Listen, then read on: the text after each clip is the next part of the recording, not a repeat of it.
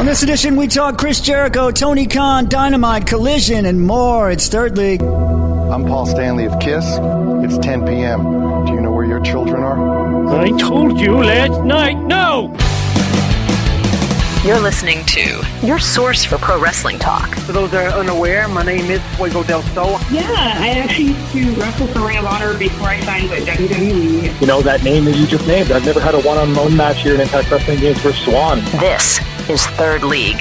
World Women's Champion for NWA. I'm the first ever Mexican-born wrestler to hold this title. This is the first time somebody's introduced me as the Monster Hunter outside of a wrestling show. His psychology was completely different, and it was more lucha style and Japanese style, so I got two completely different kinds of training. This is Wrestling Radio.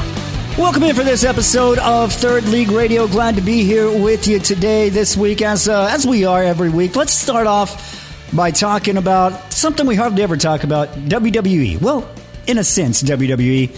Royal Rumble's coming up. I'm not even sure that the stadium is finished being built, because if you've seen it, it's halfway constructed.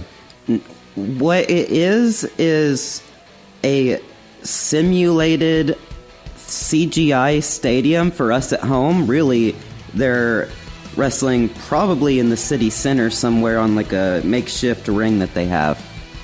Yeah, because I mean, well, actually, it doesn't even look like a real stadium unless they zoom out. When they zoom in, all the Saudi shows look like it's an outside event almost. Well, I've seen photos of the construction, and it looks... Why do they need a new stadium? It's Riyadh. I know. They're making a new one specifically for the Royal Rumble, and I don't even know if it's going to be ready in time. Does that mean that this is going to be a WWE-specific stadium? Maybe. I don't know. The Saudis might buy WWE. TKO might sell it off. We never know. But we're not really so much talking about Royal Rumble or the stadium. We're talking about someone who may or may not show up at Royal Rumble.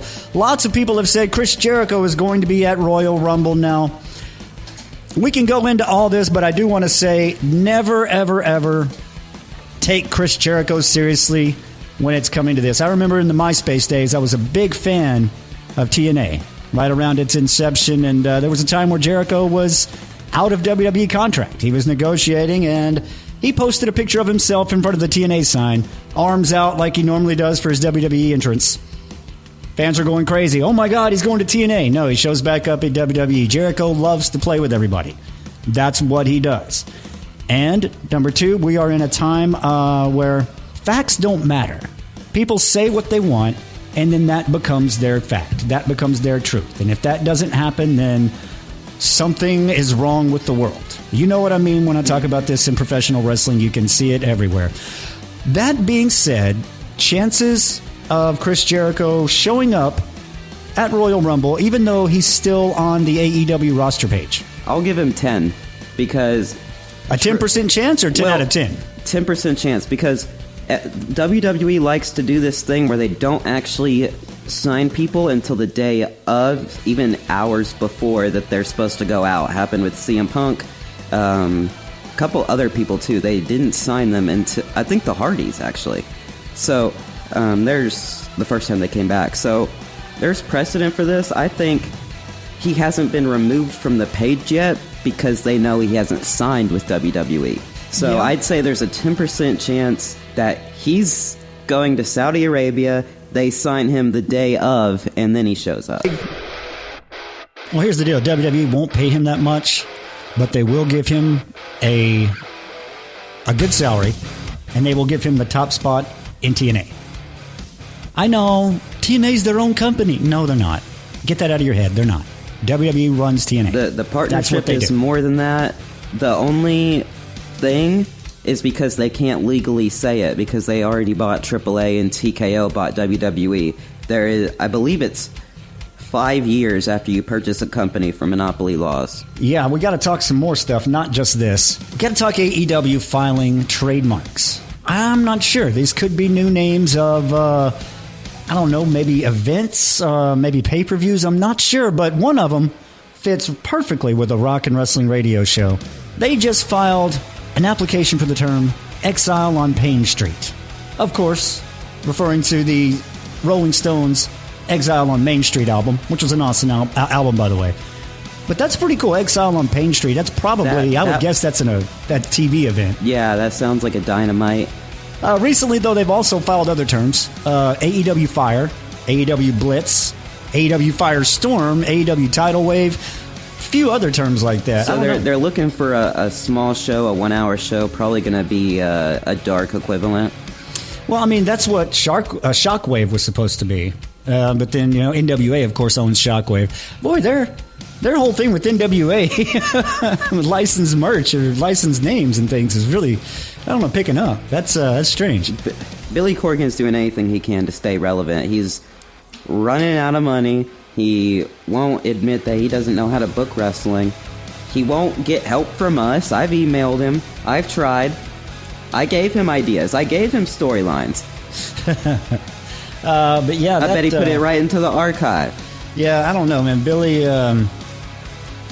I can't get too mad at him. One of the first ever. How do you ever lose EC3? One of the first. No ever, one wants him. One of the first ever wrestling interviews I did was with Tim Storm, or Baron Von Storm. Now, if you watch NWA programming, hey, Billy was nice enough to give me a like on the Instagram video and promoted it. So I can't be too mad at that. But you're right. He's not very in tune with modern day wrestling. Like, I'm trying to put that in a nice way. He's stuck in 2019. I mean, honestly, the first 2 or 3 seasons of Power were wonderful. You had people like Eli Drake on there. You had like Ricky Starks was on there. You had a lot of good guys. You had Aaron Stevens was just on there. I mean, you had a lot of good guys. You had a good show. Tim Storm lost the NWA title on the first episode of that, I believe. No, he was trying to get it back or something like that. It was a really good story with Tim Storm. I believe Nick Aldis on this. So it was a very good first couple seasons, but it's just lost the plot after that. Well, they lost everybody. Yeah, that's true as well. And that's why they're mad at AEW. They're like, you bought all our guys. And I was wondering how we were going to bring it back to AEW, and there it is. Third League Radio. Well, we got to talk more AEW. We got to talk AEW Dynamite live from Tulsa, Oklahoma. And it would start off with a Continental title eliminator match. It would be Jon Moxley defeating Shelton Benjamin just shy of 20 minutes. Good match. Good match. Could have been better, but good opening match. See, I did have qualms about this because I thought it should have been a DQ, a count out, or something. I don't think Shelton Benjamin needed to lose clean here. Yeah, I can see that. Yeah, because you could have had a double count out and then a match next week for the title where Moxley wins. It would be fine to build a title story there, but you didn't do it. Yeah, trying to build Mox more than the story. I get that. We'll move on to what was a Wrestling Observer rated 4.5-star match. A 6-man tag match. Jack Perry and the Young Bucks would defeat The Demand, which is Bishop Khan, Ricochet, Toa, Leona, 13 minutes, 12 seconds. I like the match. They got to leave the jungle. Get far away from the jungle. Stay away from the jungle at all. Don't go near it. It's Jack Perry. Let him be Jack Perry. But that's going to be my forever argument until they stop with the nonsense. Until they stop with the WWE-themed nonsense. What if they call him the jungle scapegoat? Just leave jungle out of it. Forget the jungle, man. I don't care what you did. Jungle is played out. Let it go. Non-title match next. This would be 4.25 Wrestling Observer rated match. Bandito would defeat Sammy Guevara. Hadn't seen Sammy in a while. I'd like to see him come back. I know he's been on Ring of Honor, but yeah, Bandito would get the win in this one, 11:42. I missed this one, but Sammy Guevara's doing great things with LFI. They're putting that on Ring of Honor, and it's a good idea. Still need a lot more work put into Ring of Honor, but I like that you're putting people down there and trying something. LFI is looking really promising down there. They don't have Andrade anymore. Andrade went to the Non-Callis family, which we saw in this show. Mm-hmm. Which that was weird because Rush and Andrade kind of clicked together. Then Rush got hurt, I believe. Andrade left, so it was kind of weird. But yeah, he is firmly with the Don Callis family now. We'll move on to a singles match. Tony Storm. Wasn't Rush like, wasn't he like recruited by the Don Callis family, or they tried to get him at one point? I'm not sure. I know Rush was with LFI, and he was the leader of LFI. Yeah, I know. I remember him with Don Callis at some point. Well, like I said, singles match. Tony Storm would defeat Marina Shafir by DQ just shy of 8 minutes. I don't know. I thought the Death Riders were faces, and now they're acting like heels, so I don't know. Yeah, seriously, it might be what we were thinking. They're going to kick Jon Moxley out, but maybe Jon Moxley's going too soft for them. Maybe that's the story on here. Maybe they are just up and down. Maybe they are going to be bipolar as Marina Shafir is a heel. At the pay-per-view, it was the story was Death Riders flipping to the face side, and it was really well done. But now I feel like they're dropping that. I mean, Moxley is kind of doing it-ish, but he was on commentary, I think, on Collision acting like a heel, so I don't get it. Yeah, we'll just have to let it all play out and see where that goes. Then we go to the main event. The lights out, unsanctioned main event.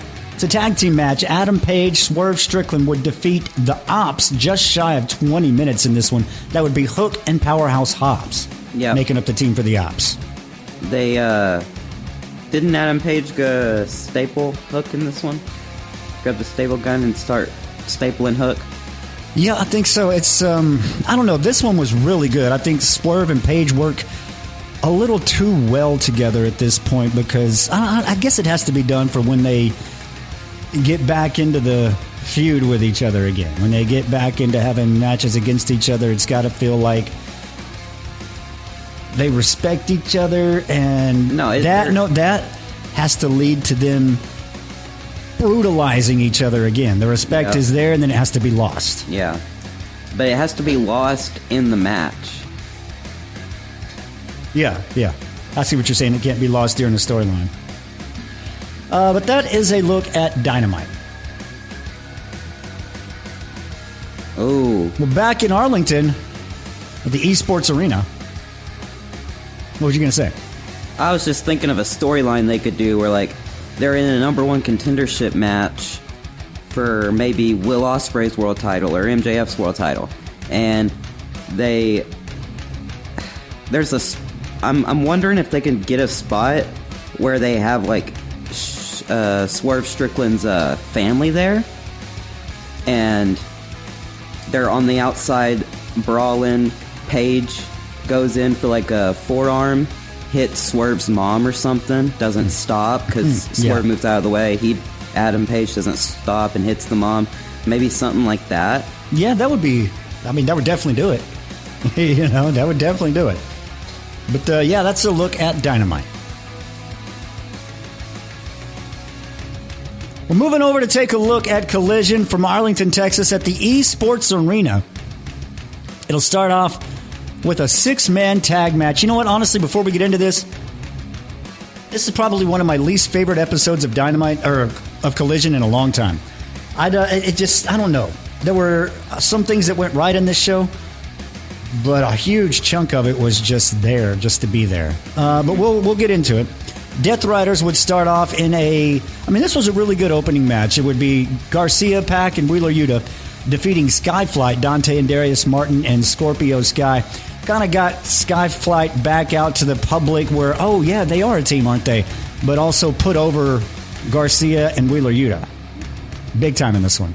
Yeah, I mean, any Death Riders match, I'm just going to say it. I still don't understand where they're at. Who was in this match again? It was Garcia, Pac, and Wheeler Yuta taking on... This was the match with the botch where Dante Martin laying on the outside. They were... so Pac and Wheeler Yuta are just doing crisscross pretty much. Yeah, because they were going to do flips to opposite sides. So Wheeler was supposed to hit Dante Martin. He's just laying on the floor. They do like 3 crisscrosses before Wheeler Yuta just says, fuck it, jumps outside. Oh, does a flip outside. I guess he was trying to hit Dante on the floor. I don't know what he was trying to do, but he does a flip outside, doesn't hit anybody, walks over to Dante, starts beating him up. Marina Shafir's laughing her ass off. I didn't see what Pac did. They just moved on, though. They could have had a better adaptation from the spot. I think they were just tunnel visioned on what they were supposed to do, that they couldn't think in the moment while they were doing it. Let's see, in a squash match that I don't think Barrett Brown should have been in this squash match. He's far too good to lose in 26 seconds, even if it is to Brody King. Even if it is to Brody King. No. You've got people, Rockstar Rook could have used that spotlight. And Rockstar Rook, okay, cool. You just beat him in 26 seconds. Yay. It's Barrett Brown. He's got some kind of level of respect to him. I'm thinking that they might think about signing him, and this is good. This was a longer match than I thought it would be. They really drew it out. I thought this was more like a minute. It's 26 seconds. Yeah. That's a squash match. The last squash match they did was literally 3 seconds. I mean, yeah, it just is what it is. The next, honestly, this was probably the second best match of the night. El Clone would defeat Commander 12 minutes 8 seconds in this one. Yeah, this was really fun. I want them to do more with playing on that Clone is cloning hologram, and that people are thinking that hologram is a heel now, he came back and he's all evil. I want them to play into that, have people actually say, hey, what are you doing, hologram? Well, I think they're doing a Patriot versus Dark Patriot kind of storyline. I don't know if you've ever seen the old Global Wrestling Federation feud there, but Patriot, of course, Del Wilkes, he was a legend in wrestling. He was on Raw, WCW, whatever. But he's all-American, then guy looks just like him, only it's black mask, black paints, all this. He's un-American. Patriot, Dark Patriot. I mean, it was the total opposites of each other. I think that's what they're going for here. Kind of a different side, same coin.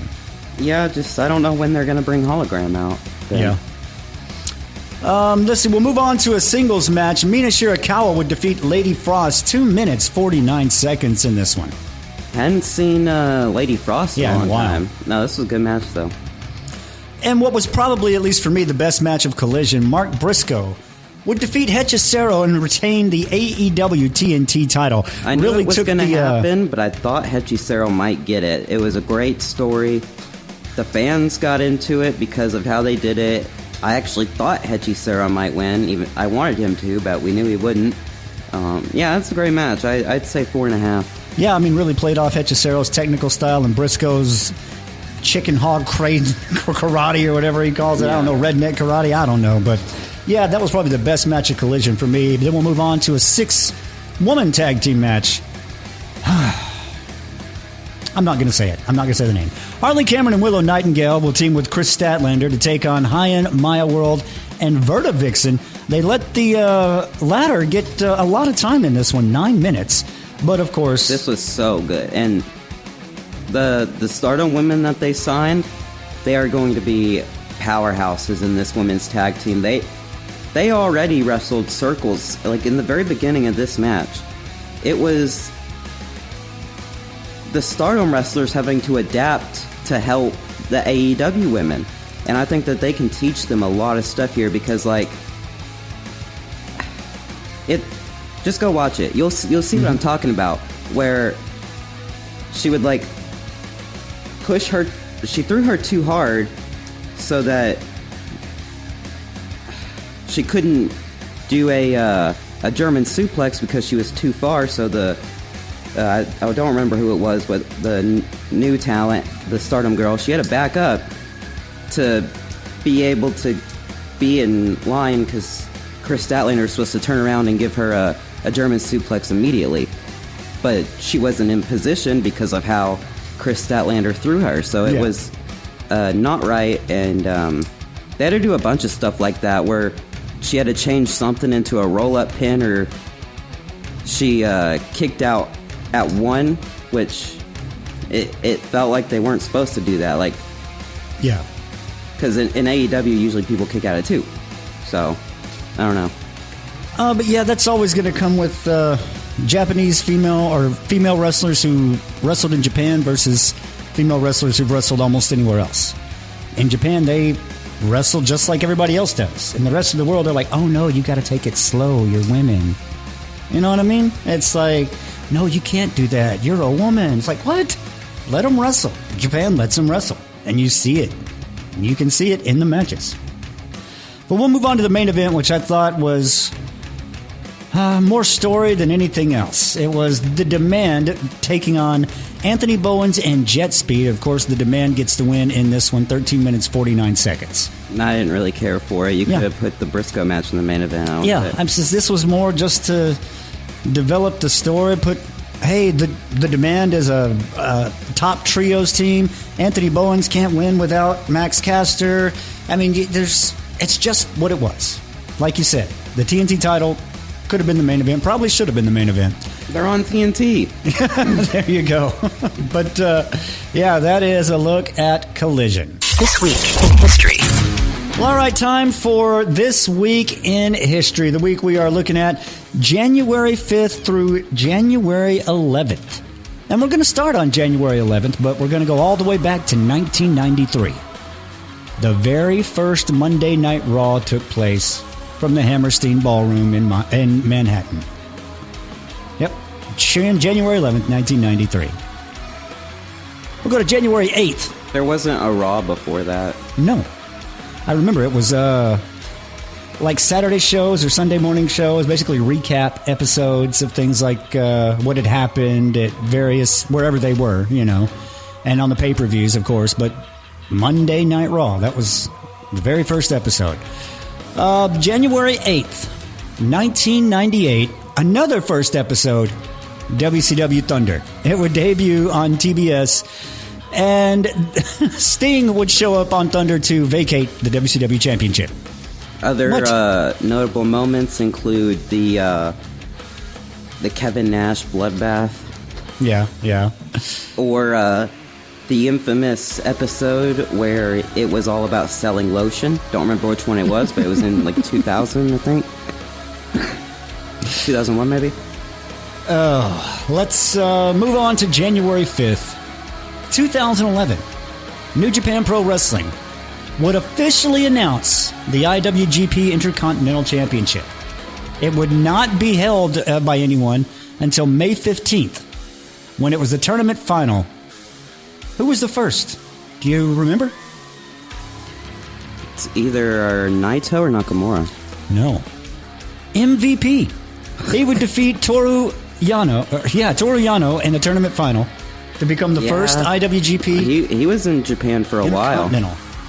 See, a lot of people forget about that because when I was a kid, when he wasn't on WWE, I just thought he was injured, or you might have told me he got fired, but you didn't say he went to wrestle in Japan. He was in Japan for a long time, yeah. Now the big one this week. One of, if not the most infamous phantom title changes in history. January 6th, 1983, Puerto Rico. WCW Heavyweight Champion Carlos Colon would take on NWA World Heavyweight Champion Ric Flair, a match that was billed as a unification bout to merge both titles, right? Carlos Colon won, declared Universal Champion, holding both the titles. Flair and the NWA, I guess this was pre-Hogan, but they're like, that's not going to work for me, brother. They said, no, we didn't agree to that. And first off, they said, Flair won it back on the 23rd of January. And then they were like, no, I just never changed hands in the first place. Can you believe that? They just didn't even recognize the title changing hands. Is that when he came back with the big gold that they gave him and he was like, this is the... No, I think that was a different one. I think there was a bit of I can't even think of it, a discrepancy on who owned the belt. So Ric Flair bought the big gold, I believe. But anyway, that is This Week in History. Match of the Week.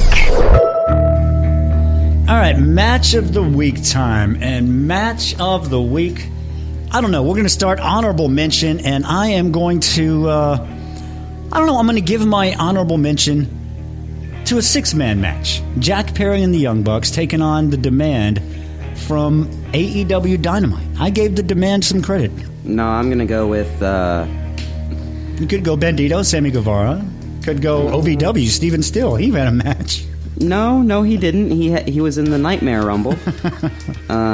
OVW actually did have a fun show. The Rumble sucked, but everything else on the show was really fun. I love OVW. They have great production and characters. They just don't have the in-ring quality all the time, but, they're getting there. Man. Who's your honorable mention? I'll do Bandito and Hechicero. Or, not Bandito, Hechicero. Well, you know what I'm talking about. You're talking about Briscoe. Mark Briscoe and Hechicero, yes. Which, oddly enough, that's going to be my match of the week. Really? I thought that was probably, like I said, the best match of Collision, but as I look back on Dynamite, I mean, the Lights Out match maybe comes close, but I think I'm going to have to give that match of the week. Well, I was going with Bandito and Clone for match of the week. I think you mean Bandito and Sammy Guevara, or Clone and Commander.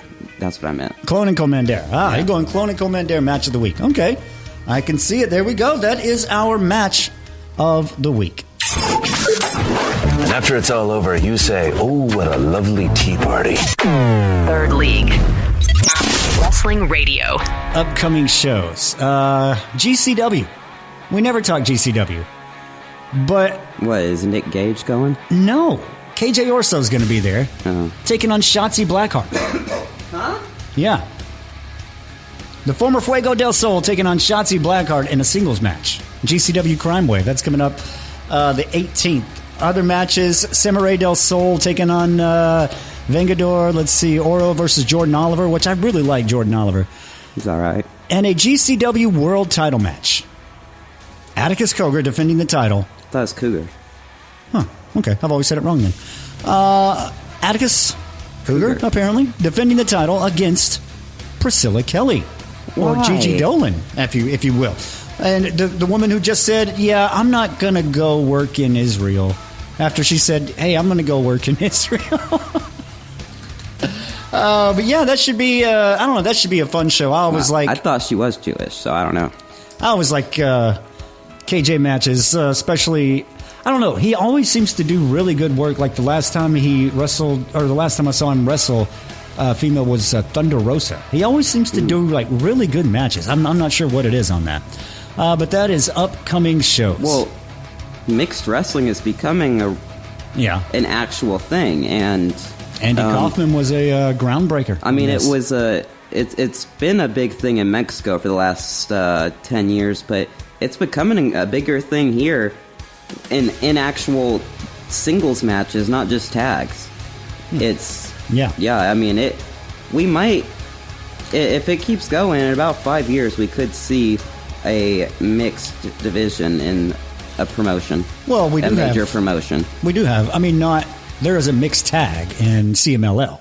Right, but I mean mixed tag in AAA, but not in an American style. There's not even anything like that. I mean, they have done women versus men for the TNA World Title and the NWA World Title, but maybe like an actual mixed division, an intergender champion, sure, as it were. That Andy Kaufman, like I said, brought to life, groundbreaker. But that's going to do it for this week's show. We will see you next time. It's Third League Radio. Thank you for listening to this edition of Third League Radio. Download the latest episodes at Apple Podcasts, Spotify, or YouTube. Catch the live radio show every weekend starting at 10 p.m. You can listen live every Friday night at mix961.net. This has been Third League Radio.